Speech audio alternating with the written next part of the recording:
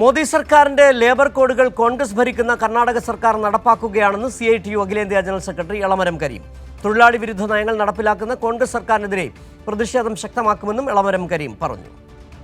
Another notable development is that the government of Karnataka pushed to draft rules in January 26 under the 3 central labor codes.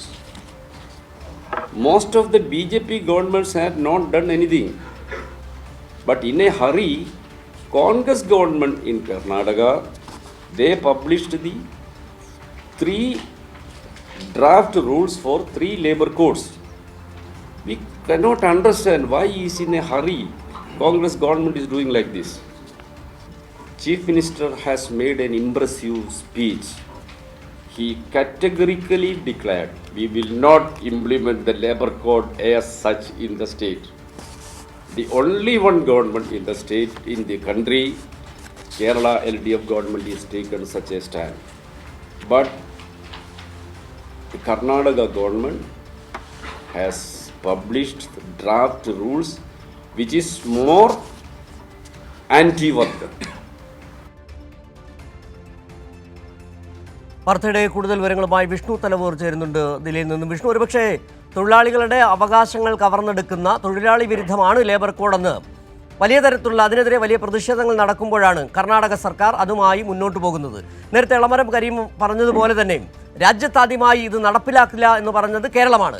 അതാണ് രണ്ട് രാഷ്ട്രീയ പാർട്ടികളുടെ രണ്ട് സർക്കാരുകളുടെ നിലപാട്. ഇവിടെ ഈ LDF സർക്കാർ അങ്ങനെ ഒരു നിലപാടെടുക്കുമ്പോൾ തൊഴിലാളികളോടൊപ്പം നിൽക്കുമ്പോഴാണ് BJP ഭരിക്കുന്ന പല സംസ്ഥാനങ്ങളും ഈ കോഡ് നടപ്പിലാക്കുന്നതിൽ ചില സംശയങ്ങൾ പ്രകടിപ്പിക്കുമ്പോഴാണ് ധൃതി പിടിച്ച് കർണാടകത്തിലെ കോൺഗ്രസ് സർക്കാർ ഇതിനായി മുന്നോട്ട് പോകുന്നത്. വലിയ പ്രതിഷേധം ഒരേ സമയം തന്നെ BJP സർക്കാരിനെതിരെയും കോൺഗ്രസ് സർക്കാരിനെതിരെയും ഉയർന്നു വരികയാണ്. എന്തൊക്കെയാണ് എളമരം കരീം എന്ന് പറഞ്ഞത്? സിജു, തീർച്ചയായിട്ടും കേന്ദ്ര ട്രേഡ് യൂണിയനുകളുടെ നേതൃത്വത്തിൽ ഈ ഫെബ്രുവരി 12-നാണ് രാജ്യവ്യാപകമായിട്ടുള്ള പണിമുടക്ക് പ്രഖ്യാപിച്ചിട്ടുള്ളത്. ശക്തമായ രീതിയിൽ ട്രേഡ് യൂണിയനുകൾ പണിമുടക്കുമായി പോകുമ്പോഴാണ് പ്രത്യേകിച്ച് കോൺഗ്രസ് ട്രേഡ് യൂണിയനുകൾ പോലും ഈ ഒരു സംയുക്ത പണിമുടക്കിൽ പങ്കെടുക്കുന്നുണ്ട്. അപ്പോൾ അത്തരത്തിൽ ശക്തമായിട്ടുള്ള ഒരു സമരവുമായി തൊഴിലാളി സംഘടനകളൊക്കെ മുന്നോട്ട് പോകുമ്പോഴാണ് കോൺഗ്രസ് ഭരിക്കുന്ന കർണാടക സർക്കാർ തൊഴിൽ കോഡുകൾ അത് സംസ്ഥാനത്ത് നടപ്പാക്കാനായിട്ടുള്ള ചില നീക്കങ്ങൾ നടത്തുന്നത്. നിലവിൽ ഇതിന്റെ കരട് കർണാടക സർക്കാർ പ്രസിദ്ധീകരിച്ചിട്ടുണ്ട്.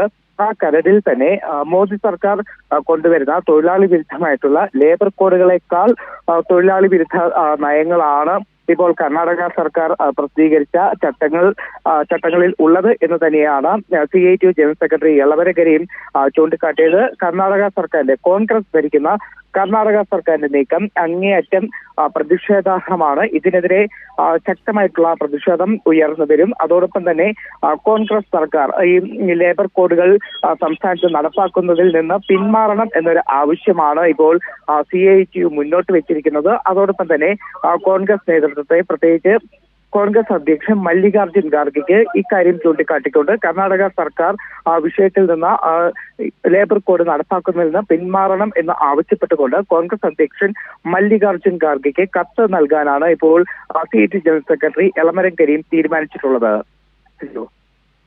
ശരി, വിഷ്ണു തലവൂരാണ് ദില്ലിയിൽ നിന്നുള്ള വിവരങ്ങൾ നൽകിയത്. ലേബർ കോഡ്, തൊഴിലാളി വിരുദ്ധമായ ലേബർ കോഡ് നടപ്പിലാക്കാൻ കർണാടകം ഭരിക്കുന്ന കോൺഗ്രസ് സർക്കാർ.